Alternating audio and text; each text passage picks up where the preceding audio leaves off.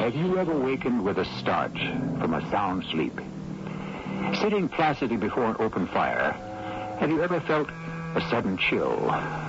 Immersed in a book, have you unexpectedly looked up from its pages? Walking down a street, have you, for no sensible reason, turned your head to look behind you?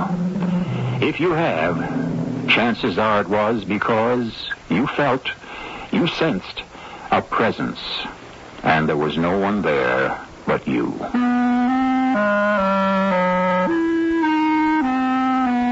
had I bothered to make all my money?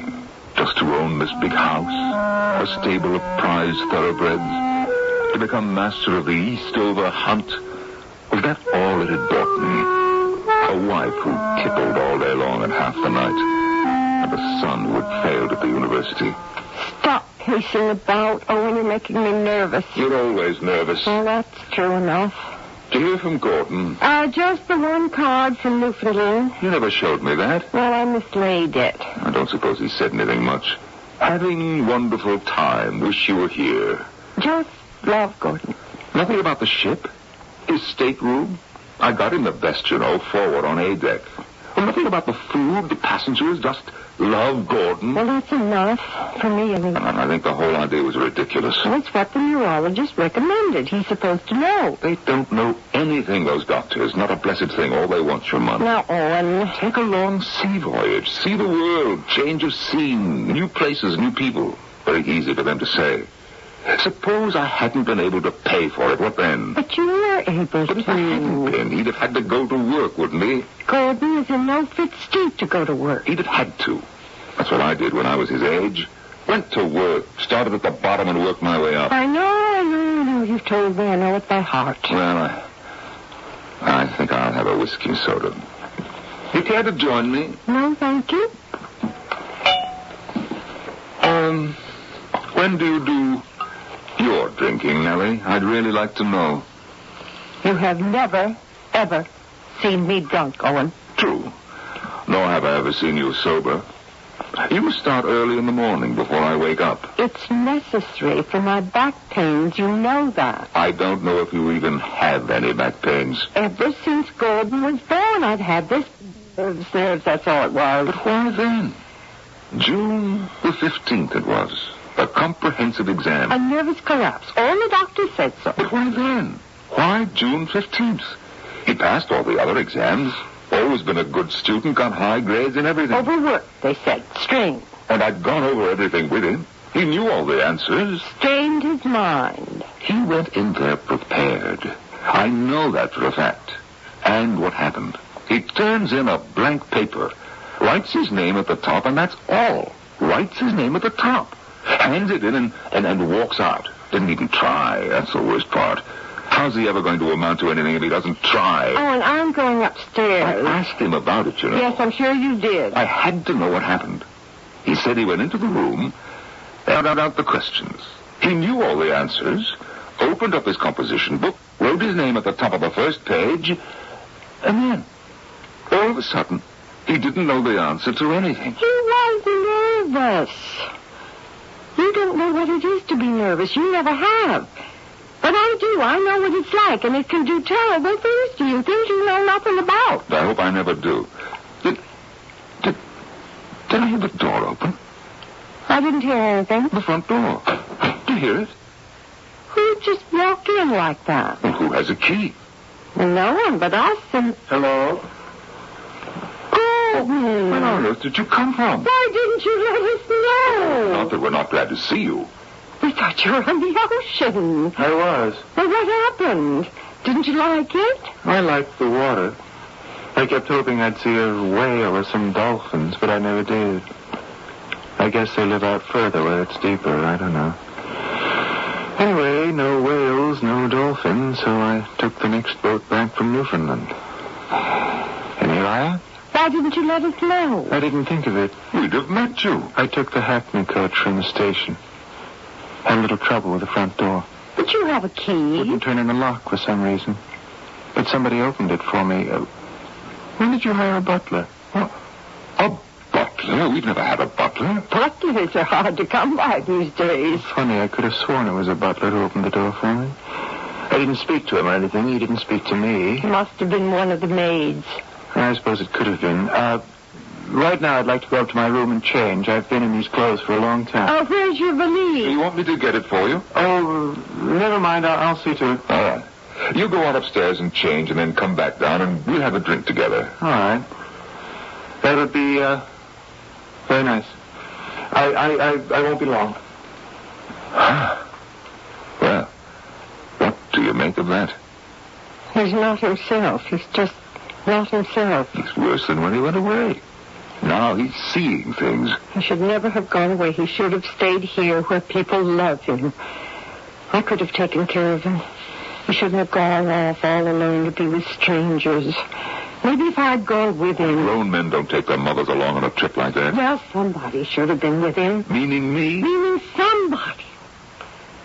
Well, I don't know. I just know he should never have gone. He should have stayed home. Well, now that he's here, maybe things will get better. When he starts to settle in, look up his old friends, decide what he wants to do with his life. Hush, hush. I think he's coming downstairs. Gordon? We're waiting for you, dear. How do I look? Oh, splendid, splendid. Now, how about a drink? I didn't take a bath. I hope I'm presentable. You look fine. Have I told you how glad I am to have you home? Come sit down. Yes, I'll make you a drink. And another for myself. Hold up on that, will you? I'd like to get something to eat first. Let me fix you something. I'd like to do it myself. Well, all right, whatever you say. Well, do whatever you like, anything at all. Thank you. Can I fix anything for either of you? Oh, not for me. Oh, I don't care for anything, thank you. Oh, by the way, thank you, Mother, for laying my clothes out for me. But I didn't. They look nice. All spread out on the bed, waiting for me to put them on. Gordon, your mother and I have not stirred from this room. Oh, that's right. So you haven't. Well, it must have been the butler, then. There is no butler. Or maid, or whoever did it. Thank him for me, or her. I'll come back as soon as I fix myself a bite to eat. Oh, and I'm frightened. Yes, so am I. Still, he doesn't seem unhappy. I mean, that's something. Lunatics don't seem unhappy either. Don't you dare call my son a lunatic. He's a neurasthenic. That's what the doctor said, a neurasthenic. Nellie, he walks in here, thinks a butler opens the door for him. He goes upstairs and thinks somebody's laid out his clothes for him. No, listen, I might have done that. I spent a lot of time in his room since he's been away. I might have gone over his things, and maybe I left some of them out on the bed, meaning to have them pressed or something. Why would you do that? Well, we didn't expect him back for 3 months. I didn't say I did it. I said I might have. Yes, I suppose you could have done anything under the influence. Now, don't start that again. I don't do strange things. I just take a little whiskey for the pain. A lot of whiskey. Well, sometimes I have a lot of pain. Now, let's not discuss it. We'd better discuss what we're going to do with Gordon. We're not going to do anything with Gordon. We're going to welcome him home and make him comfortable and feeling loved and cherished and looked after. And any little strangeness, well, we're simply going to overlook it. Pretend we don't notice, and after a while, you'll see. He'll be all right. You think so, do you? I'm positive. Love conquers all. That's what they say, and I believe it with all my heart. I hope you're right. Say, look what I found in the kitchen. Something good? Cold sliced chicken and some salad all set out on the table. Like it knew what I wanted and had it ready for me. Anybody want some of it? There's plenty. Mother? Father?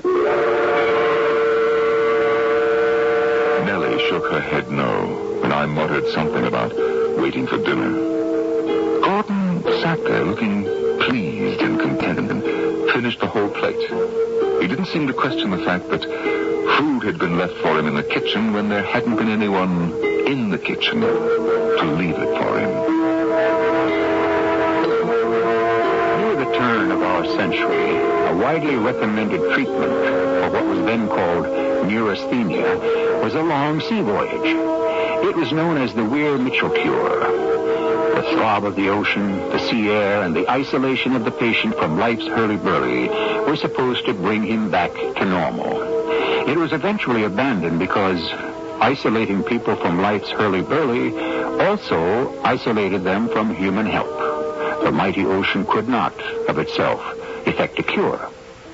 I'll be back shortly with Act 2.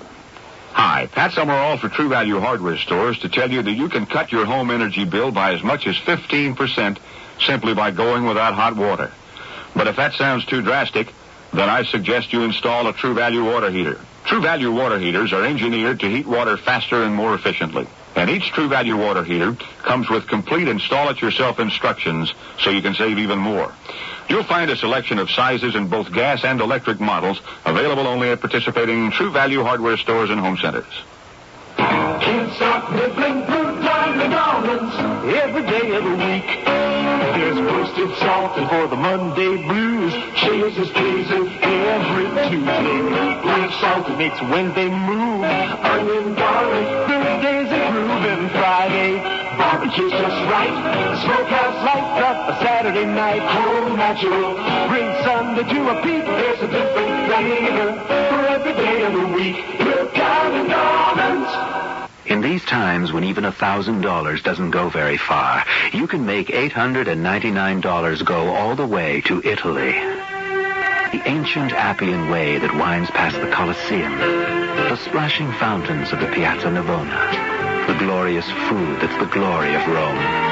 For just $8.99, you can fly Alitalia, round trip from Chicago to Rome, and land in a first-class hotel for 7 days and 6 nights. From then on, it's all deluxe. Continental breakfast every morning, a one-day excursion to either Florence or Naples, plus many other special extras. And with the most favorable dollar-to-lira exchange in years, you'll get your fill of shopping without emptying your wallet. Best of all, because it's Italy's off-season, the crowds are off somewhere else. For more information, requirements, and conditions, call your travel agent. A week in Italy from Alitalia. You're only $899 away.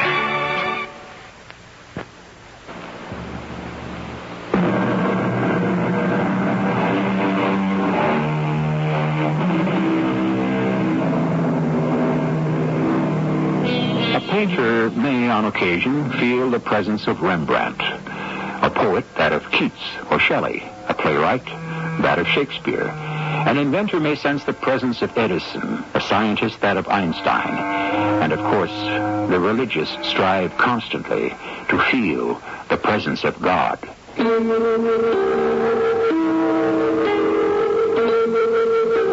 My husband and I sat awkward and nearly silent while Gordon finished his plate of cold chicken and salad.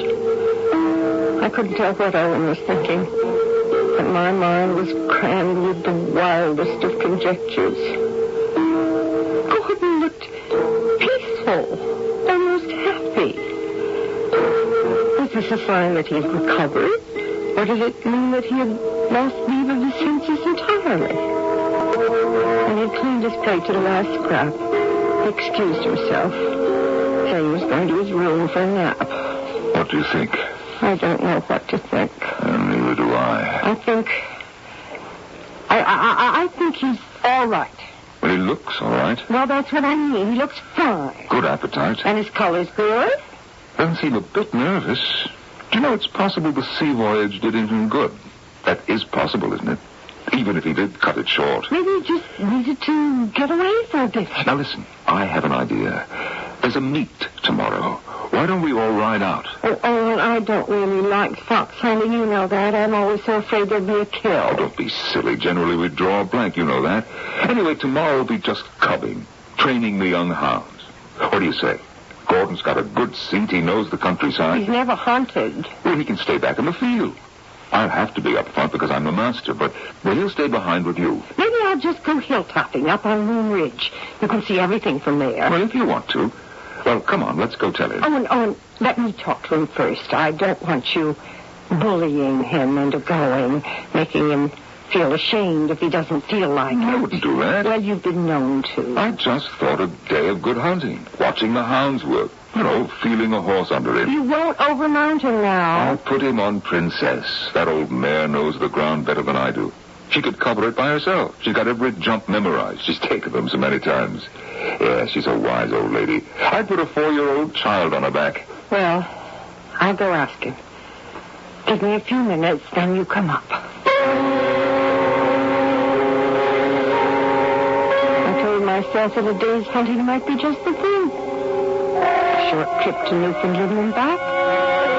It certainly hadn't hurt him, and in some ways it seemed to have done him good. But I wouldn't force him. I was determined about that. And I wouldn't let Owen force him either. Yes? It's Mother, darling. Hello to come in? Come in. You weren't asleep, were you? Yeah, I was just lying here thinking. Pleasant thoughts, I hope? Well, not really thoughts. More like wonderings. Wonderings. I don't know that I've ever heard of wonderings. Maybe I made it up. And what were you wondering? I was wondering why things happen the way they do instead of some other way.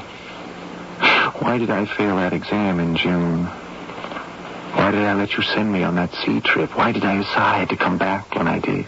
Well, why did you? I don't know. Something told me to. Or somebody. You were with somebody? Oh. I was all by myself. Gordon, I have the postal card you sent me from Newfoundland. I'd like you to look at it. What for? I haven't shown it to your father. He didn't ask to see it, as a matter of fact. I told him it just said Love, Gordon. I couldn't think of anything else to say. Well, it says Love, but it doesn't say Gordon. Of course it does. Look at it. Love? What's this? Initials. H-G-M. Hold on. That's why I thought perhaps you were with somebody when you wrote it. No, I was alone. H-G-M? I don't know anybody with those initials. Well, never mind. Doesn't matter. H-G-M? I don't know any H-G-M. Never have. Give it back to me.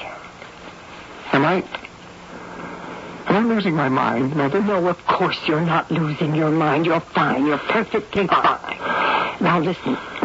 Your father has had a simply marvelous idea. Oh, he has.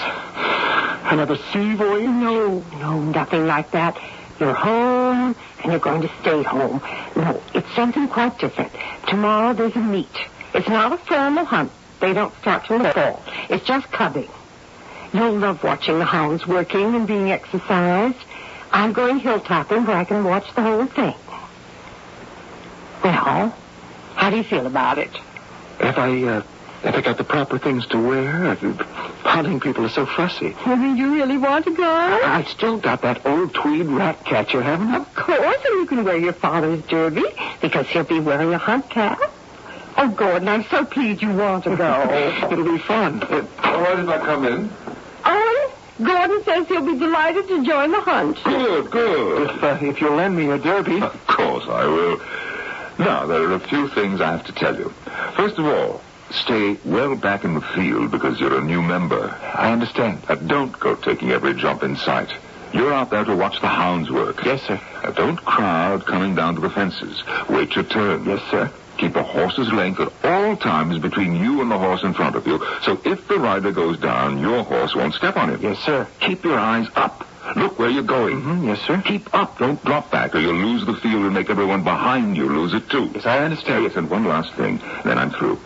If you can't control your horse, go home. Yes, sir. And whatever you do... Owen, that's enough, really. Whatever you do, whatever happens, don't tread on a hound. Understand? No matter what, never tread on a hound. No, sir, I won't. All right, then. See you in the morning at the meet. Oh, Gordon, I'm so happy you go along with your father's idea. I think it's a very good idea. You've never really hunted, you know. Oh, I'll be all right. It's very exciting. There'll be a lot of people. I have a feeling that I'll like it. You've just come home. Maybe we should wait. No, I think I should go tomorrow. In fact, I'm sure. What makes you sure? I don't know exactly, but something does. Or somebody. He looked so calm, so serene, so sure of himself, like a confident, self-assured little boy, like the little boy he'd once been. I couldn't bring myself to pursue the argument any further, so I kissed him gently on the forehead and went out.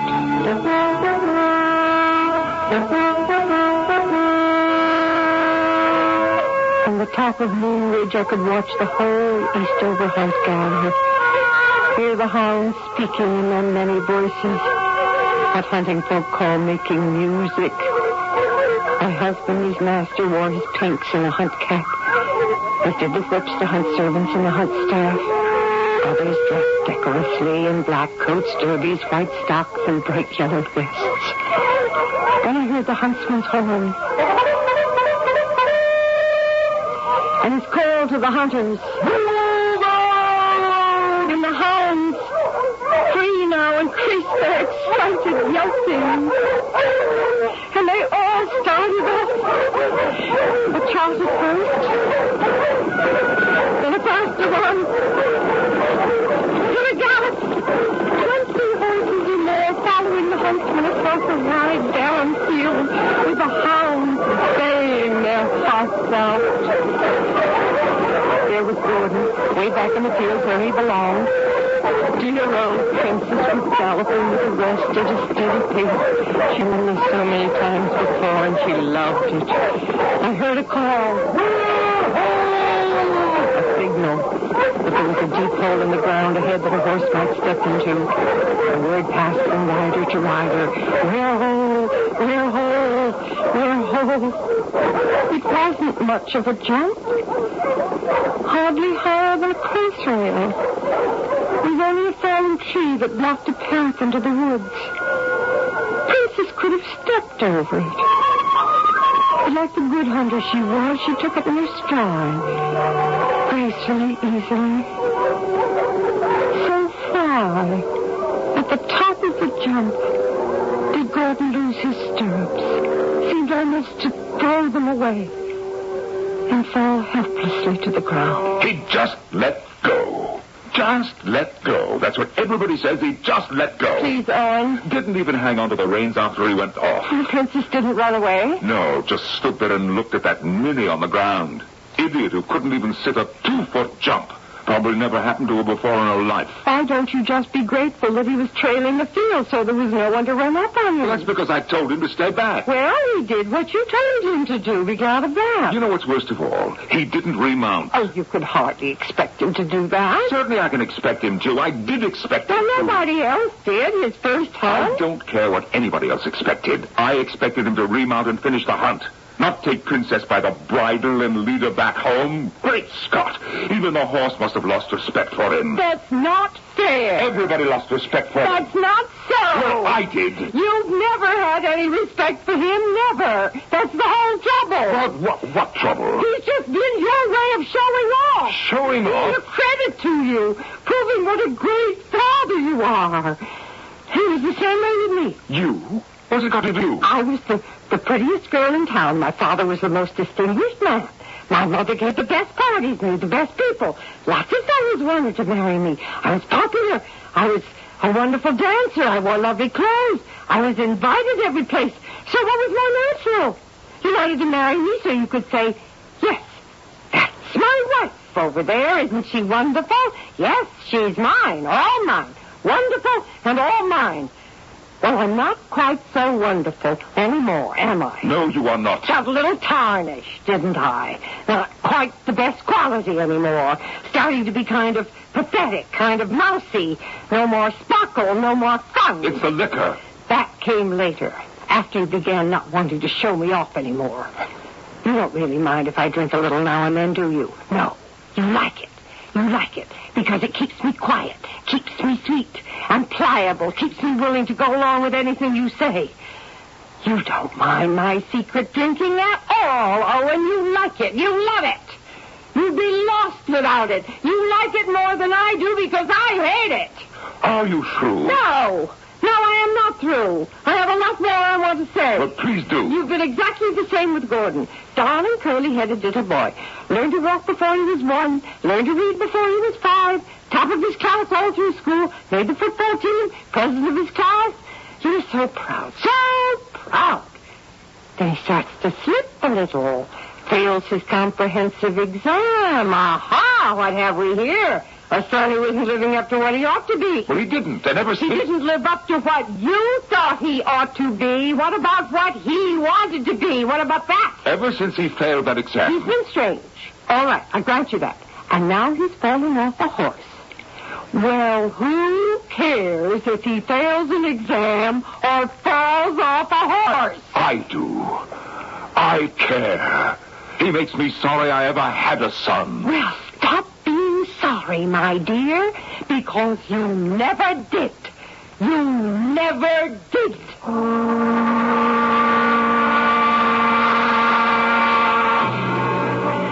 Are these words really coming out of my mouth? Mine? I couldn't stop them because they felt so good. So good. As though an abscess had been punctured and an infection drained out. I had never in my life felt so exuberant, so strong, so well.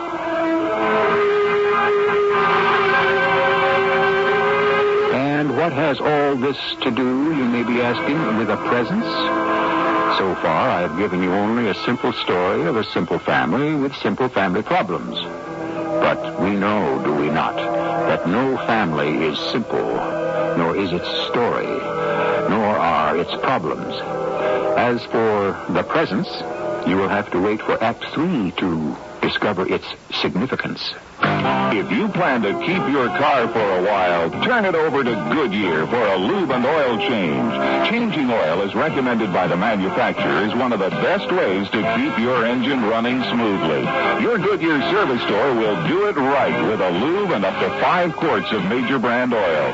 Get a lube and oil change now for just $8. Prices slightly higher in California. Oil filter extra if needed.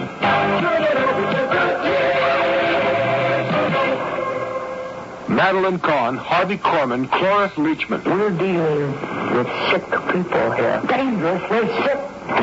In the CBS TV Saturday night movie, High Anxiety. High anxiety can be a very dangerous enemy if left unchecked. High Anxiety, starring Mel Brooks. Mel Brooks? Where did you mention him before? Well, he thinks he's a dog these days. A dog? Mel Brooks, High Anxiety, Saturday at 9, 8 Central and Mountain on CBS Television. This is WBBM Chicago. You know, the new tax-free All Savers CDs have inspired a lot of interest among some people, and very little among others. Fact is, you don't have to be a millionaire to take advantage of them. If your household income is $25,000 or more, All Savers are really worth looking into. And once you do, you'll be surprised by the good news. Because finally, for a lot of working people, the All Savers CD is a terrific money-making, tax-saving opportunity. And Northwest Federal makes it very simple to understand and invest in. Our counselors can answer any of your questions at any Northwest Federal location or over the Northwest Federal All Savers hotline at 286-1101. And they'll explain it in a language you don't have to be a LaSalle Street banker to understand. You can get nice gifts, too. Think about it.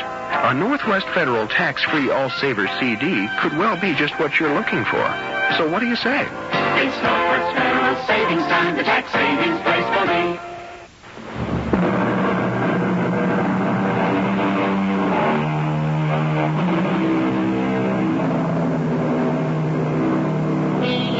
Is there any one of us who has not acted on impulse? Not once, but many times? If you tell me you have always carefully considered every move you've made, I shall not believe you. You've turned a corner, or you've spoken to a stranger, or you've quit a job or taken one because at a certain moment something told you to. And of course, the greatest impulsive moments of your life have been those when you fell in love. I sat in my room with the shades drawn, trying to find out why, since my mind went blank at 10 o'clock in the morning on June the 15th, I'd done one thing after another without reason. I'd done what I was told to do, embarked on a sea voyage, then reversed myself and came home. Cheerfully agreed to join a hunt. Then, over the first little jump, surrendered the reins, let my feet out of the stirrups. Made no effort at all to get back on my horse. Simply took hold of her reins and led her back to the stable. Why was I doing these contradictory things? Voices floated up to me from downstairs. My mother's voice. He's been strange. All right. I grant you that. And now he's fallen off a horse. Well, who cares if he fails an exam or falls off a horse? Who cares? My sweet, patient mother talking like a shrew? And my father. I care. He makes me sorry I ever had a son. Well, stop being sorry, my dear, because you never did. You never did. What on earth could they be talking about? Why were they both so angry? Were they angry with me? Or with each other? Or had I made them so angry with me that they became angry with each other? Somewhere, somehow, I'd made some dreadful mistake that had destroyed the serenity of this house. I crept halfway downstairs and listened. What did you say? What did you say just now? I said you never had a son. He was never yours, never. Gordon? Yes, Gordon. He's not yours. You're not his father. He's not your son. Lord, I've wanted to tell you that. Now I have. You don't mean what you're saying. You're just saying it because you want to get back at me for something. I'm saying it because it's the truth. Gordon is not your son. Larry, don't you lie to me. I wouldn't lie about a thing like that. Why would I lie? It's the truth. It's the solemn truth. Larry, I swear Oh, Lord. Well, I didn't mean... Gordon! Come down here, Gordon. I need you. I'm here, Mother. I'm right here. Gordon, I've done a terrible thing. Your father, he's had a stroke or something, a heart attack. Wait. Is he dead? Oh, God, tell me he isn't dead. I don't think so. How could I have been so? Mother, you'd better call a doctor. Yes, I will. I'll call the doctor, of course. You stay with him. I'll call the doctor. Father, can you hear me? Can you feel that? Father. Now, listen. You're going to be all right. Mother and I are here, and we're going to take care of you. We'll be right here. Mother's calling the doctor right now, and he'll come over, and he'll fix everything. And you'll be all right. I'm going to feel your pulse. Your heart's beating. That has to be your heart beating. Gordon? I think I can feel his pulse beat. The doctor isn't in, and they don't know where he is or when he'll be back. It's ridiculous. They must know where he is. Wait a minute. There's a hospital in Eastover. How do we get in there? Well, they'd send an ambulance, wouldn't they? Of course. Look, Mother, you stay with him, and I'll call the hospital. And don't worry too much. I'm sure he's still alive. Tell him to hurry. Don't worry. I will. I didn't mean it. Please believe me, I didn't mean it. I'd never have said the things I did if I thought this would happen. Please believe me. Please. And Gordon's calling the Eastover Hospital for an ambulance. And they'll come and they'll get you and they'll put you to bed there. And they'll take good care of you and you'll be all right. I know you will. Oh, dear Lord, what have I done to you? Mother, the ambulance is coming right away. Oh, good. Can you feel his pulse beat? Well, I haven't tried. I don't know how. Let me try. Nothing like this has ever happened before. I feel so helpless. Oh, no. I'm sure I feel his pulse. Now, try not to worry too much, Mother. The ambulance will be here, and they'll take him to the hospital. It's a very good hospital. You think we should try to move him onto the couch? I don't know. Should we? They're always telling you not to move people. I'll just let him lie where he is till help comes. Hand me the ask, and I'll put it over. Yes. Should we put something under his head, do you think? Here, my jacket. Yeah, or that pillow. Why doesn't any of us know what to do when something like this happens? Why haven't we learned? Because we never think anything like this is going to happen. We think we'll just go on being healthy and living forever. We know it isn't true, but we think it just the same. When it does happen, it's such a shock. Now, look, Mother, we've made him as comfortable as we can. Do you think we should try to give him some brandy? Mother, his heart's beating. He's lying flat on the floor. He's covered up. He's warm. We've done everything we can. So, we'll just sit here quietly and wait for the ambulance. All right, if you say so. Would you, do you want me to get you a drink? Whiskey? No. I just... The last thing in the world I want right now is a drink. I don't need it and I don't want it. All right. Whatever you say. I suppose you think it's funny when I've depended on spirits to see me through everything else. No, I don't think it's funny at all. But now it's so serious. Such a shock. I want my mind clear. I don't want to blot out anything. I want to be useful. I want to help any way I can. The last thing in the world I want is a drink. All right now. We'll just sit here and hold each other's hand and wait for help to come. Yes, that's best. That's the thing to do. Mother, you and Father were having an argument, weren't you? Yes, we were. I couldn't help hearing part of it. I was shouting at him, wasn't I? Well, for everybody, you wouldn't call it shouting, but for you, it was pretty loud. You've always been so quiet. Outside, I've been quiet. Inside, I've been screaming. Always? Has it always been that way? Ever since I can remember. When you shouted at Father, it was about me, wasn't it? Well, if you heard me... You told him he never had a son. Did I? Did I really say that? I was right outside the door. I heard most of it. I was, really terribly upset. Father said you were trying to get back at him for something. Yeah, that was it. I was. For all his bullying and the way he insisted on having his own way about everything, the way he tried to run your life and mine. He was the lord of the manor. His word was law, and if you didn't measure up to what he thought you ought to be, well, the sky fell in. Like me, failing the exam. Everybody had to be perfect. Well, I never claimed to be perfect. Like me falling off Princess and just lying there. Oh, like me forgetting to have his boots polished. Like forgetting to order soda water for a party. Like trying to mend the draperies myself and making a mess of it. Like everything. You see, Gordon, husbands can be like that. Your father isn't the only one.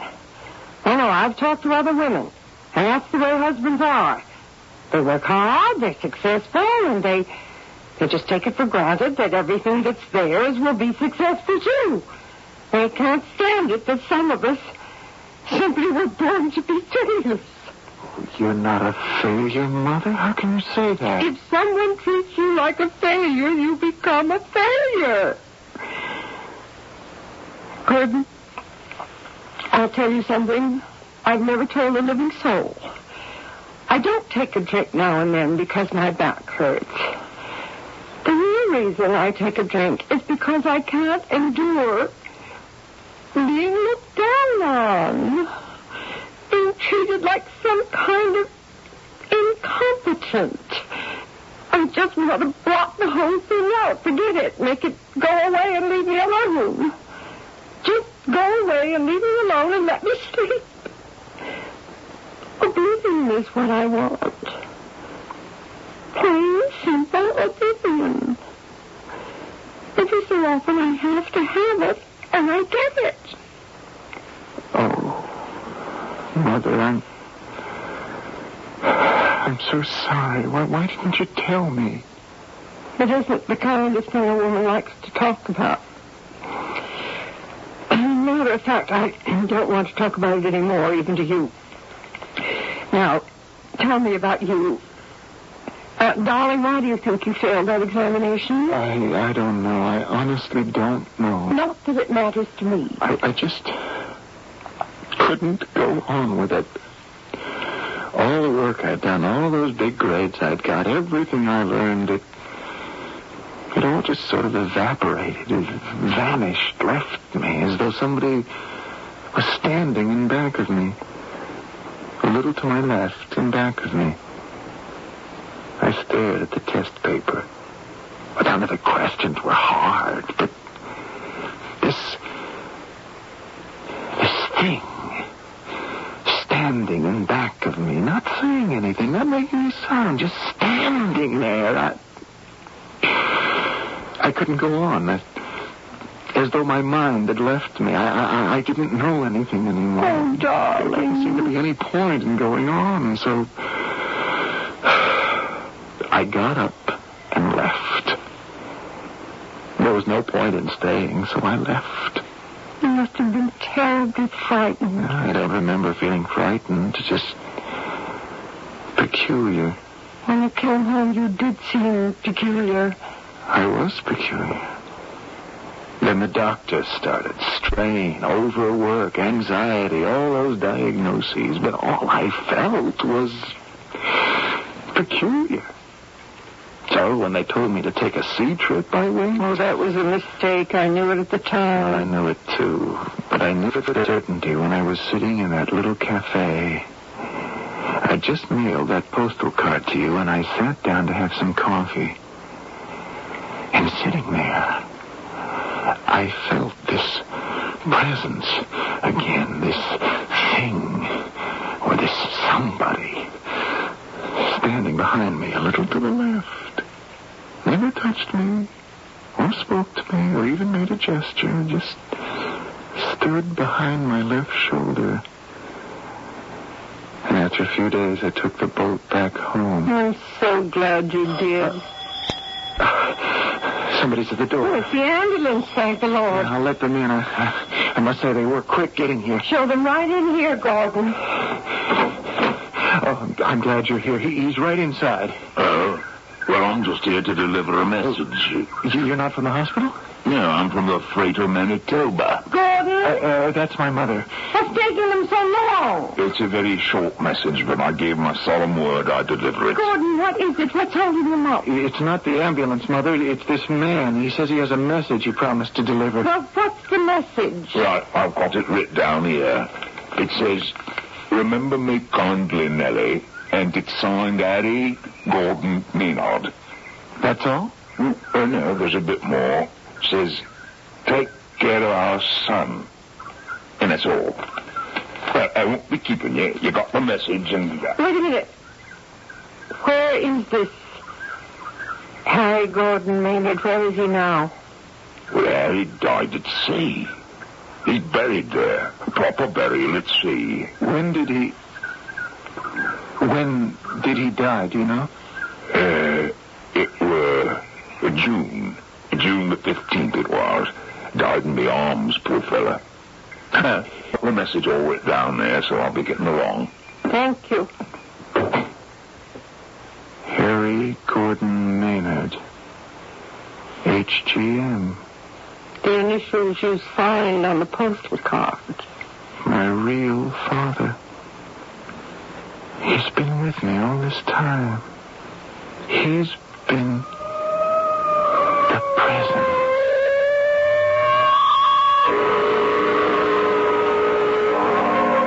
Mother waited by the door for the ambulance.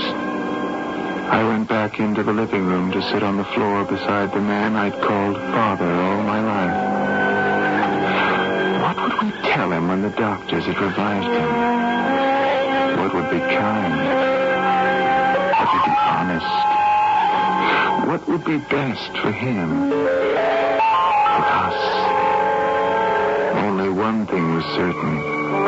Nothing would ever be the same for anyone.